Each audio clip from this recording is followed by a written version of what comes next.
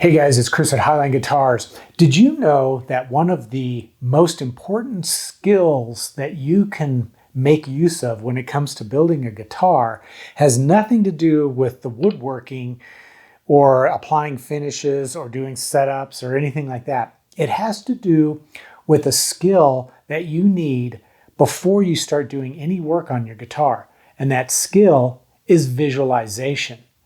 What is visualization? Well, in a nutshell, it's the ability to think through the process before you actually do it. Now, some folks have a natural ability to visualize. I have that ability. It's something I've had all my life. I'm not sure if I was born with it or if during the course of my childhood and growing up, I developed that ability to visualize. But there are a lot of folks out there who have no skill whatsoever at visualization. In fact, they may have a difficult time understanding exactly what visualization is. But what it basically is, and to try to explain this for those of you who don't know what visualization is, let me give you a couple of analogies. Have you ever gone or made an appointment to go to see a doctor for some specific reason? When you make that appointment, oftentimes you will think in your head, what is that appointment going to be like? What's the office going to look like? What is the doctor going to ask you? What kind of responses are you going to give? What are your reactions going to be? That's visualization. Another example would be, let's say you have applied for a job and you get a phone call and they want to schedule an interview. You don't know any of the people. You've never been to the place where you're going to be interviewed. So you start to think in your mind what it's going to be like. What are you going to wear? What is the office going to look like where you're going to be interviewed? Who's going to be giving you the interview? What kind of questions are they going to ask you? What kind of responses you're going to give? That's visualization. Well, we can use that same skill when it comes to building guitars. And this is really important because when you build a guitar, there are a lot of steps involved from start to finish, from designing the guitar all the way up to the final intonation and actually playing the guitar. There's just an incredible number of steps in between.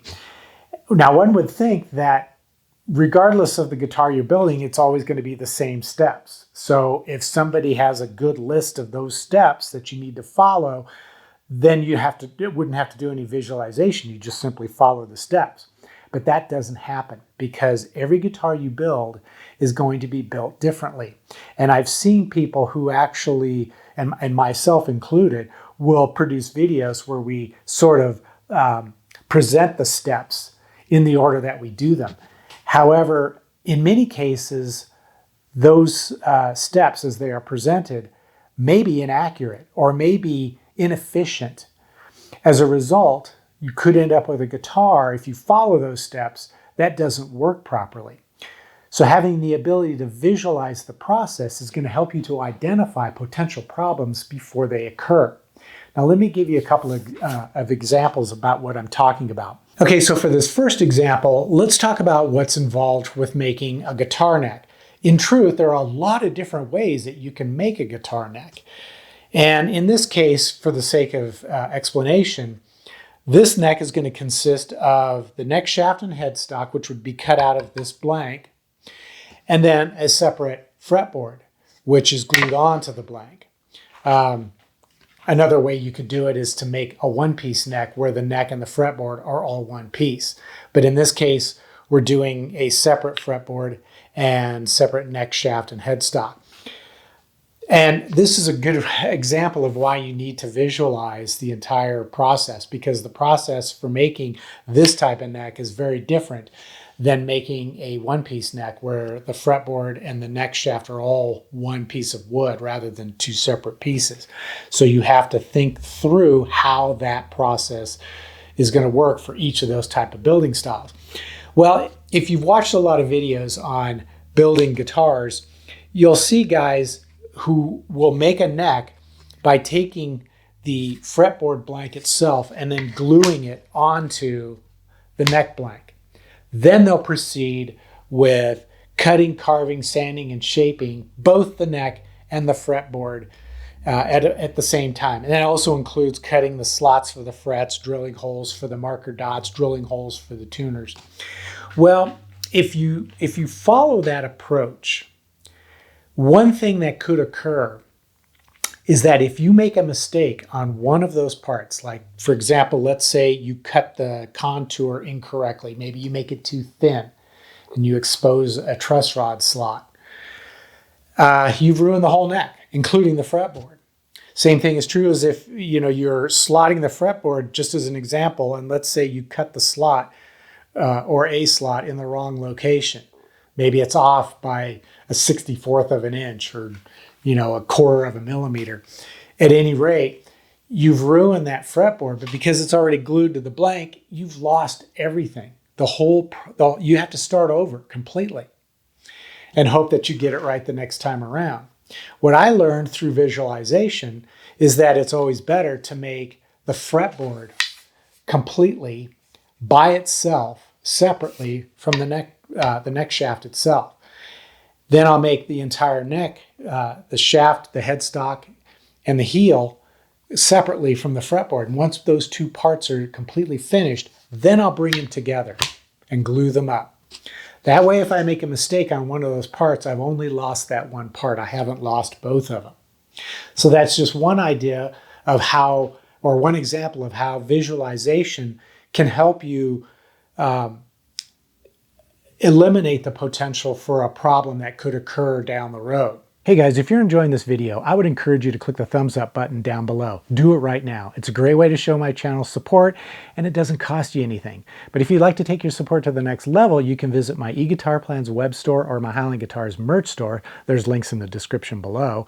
And any purchase you make there is going to help support this channel so that I can keep making guitar building videos and sharing my knowledge and experience with you.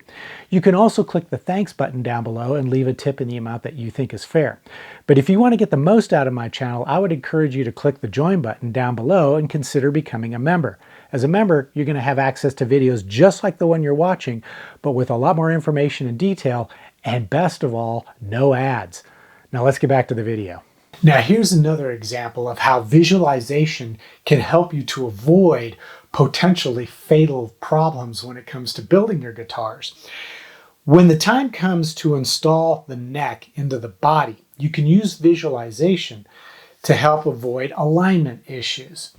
And it doesn't matter whether you're bolting the neck in or gluing the neck in. The same issues can occur. What can happen, despite the fact that you've carefully routed out the pockets for the neck and have carefully shaped the heel so that everything fits nice and snug, if the neck is not aligned perfectly with the center line of the body, and therefore the pockets for your pickups as well as the bridge, there could be issues with alignment that will cause the strings to either be too close to one edge of your fretboard, or they won't line up with the pull pieces on your pickups. And that can be a serious issue with regards to the playability, the tone, sustain, everything regarding your guitar. Alignment of the neck to the body is critical. Years ago, when I was trying to think of ways in which to assure perfect alignment, I was visualizing the process of installing the neck into the body. And I came up with a simple fixture that helps me to achieve that correct alignment every single time. And this works whether I'm going to be bolting the neck in or gluing the neck in. But it was the use of visualization that helped me come up with this solution. So through the process of visualization, I came up with this simple contraption which I use to align the neck with the body before installing the neck. And it works whether I'm bolting in the neck or gluing it in. And it's just a pretty simple contraption as far as how it works. But it was that process of visualization that helped me to come up with this idea, and it works fantastic. Now, when I started building guitars on my CNC machine, that's when visualization really became important. And what I discovered was There are so many steps and different carving operations involved in using CNC. And what I had to do was I had to really think through all those different steps in order to determine the most efficient order in which to do those steps. And I found that if I didn't do them in the right order or the most efficient order, I could mess up the whole project. And when it comes to like carving a guitar body, this one in particular, I have the base of the body, I have the top, but there's also carving operations which have to be done on the front side as well as the back side. And of course, everything has to line up.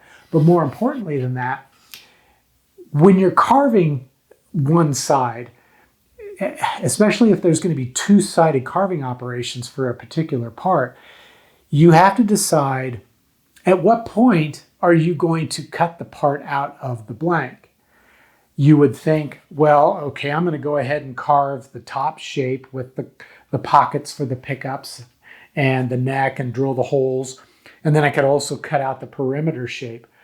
But then you might have to do carving on the other side as well. Maybe you've got some channeling or hollowed out shape, something like that. So you have to decide when is the best time to cut out the perimeter shape of the part. Because if you do it too early in the process, it might cause problems when you try to carve the other side. And so typically what I do is I will carve one side, just the surface. Then I'll flip it over, carve out the shapes on the other side, as well as the final perimeter shape. I like to wait and do the perimeter shape as absolutely the last carving operation so that I don't have to worry about the part coming loose from the blank during the carving operation. I want that to happen at the very, very end. That came about as a result of visualizing the process of executing all these different carving operations for making a guitar body. And the same is true with a guitar neck, because when you're making a guitar neck, you've got the top side with your truss rod slot, the front of your headstock. Then you flip it over and you carve the back contour, the back of the headstock, the heel shape, and then finally that perimeter shape. So it helps to be able to visualize all these steps before you do them. That way you avoid the potential of a mistake and ruining a part that you cut from a really expensive piece of wood. For many of you watching, the process of visualization is almost automatic. You do it all the time and you know how to make it work for you. However, I know that there are many of you who really probably still don't understand what I'm talking about when I talk about visualizing the process. And there are just a lot of people who have brains that weren't wired to be able to visualize properly. However, it is a skill you can learn, and there are books on the subject, as well as there are videos here on YouTube that explain strategies and techniques to help you to visualize. Now, unfortunately, I can't recommend any books or videos on the subject because I've never read or watched any of them. I've always been able to visualize on my own without any issue. However, it's very important to be able to visualize the entire process from the design phase all the way up through completion. It's especially important during that early design phase when you're starting to gather the features and capabilities that you want your guitar to have. Being able to visualize is going to help you to see that sometimes what you want isn't always going to work. Let me give you a great example of that. Let's say you want to equip your guitar with a Floyd Rose tremolo, and you want that tremolo to be recessed into the body. At the same time, maybe you're thinking you'd like to have a really thin line, lightweight body, something like 1 3/8 or 1.5 inches thick. It's probably not going to work because even with the shortest bridge block, it's going to probably stick out the back of your guitar if it's cut that thin. Visualizing the process is going to help you to see that before you make that mistake. And then that way you can either change the design of the guitar by making the body thicker or use a different type of bridge block when it comes to the tremolo that you're going to install. But visualizing it is going to help you to avoid that problem before you get too far down the road. I can't tell you how many times I've had people send me comments to my videos or emails asking questions about a guitar that they were building and a problem that they encountered, and they don't know how to fix it. And in many cases, the problem they describe is one that cannot be fixed. But if they had visualized the process to begin with, they never would have had that problem. And that's a very eye-opening and disappointing and frustrating realization to come to when you suddenly discover that the guitar you spent so much time working on isn't going to work because you didn't think through the process of building it and what would be the most efficient order of steps in which to build the guitar. So at any rate, I hope you've enjoyed this video, and I hope it gives you some food for thought. If you've got some strategies about visualizing or avoiding potential problems while building a guitar, share them down in the comments section below so that other folks can learn from your situation. At any rate, if you enjoyed the video, please consider giving it a thumbs up. That always helps the channel. And of course, if you want to take your support to the next level, you can do all the things I mentioned earlier in the video. And until the next episode, as always, take care, stay safe, and I hope you'll be back for more guitar building videos.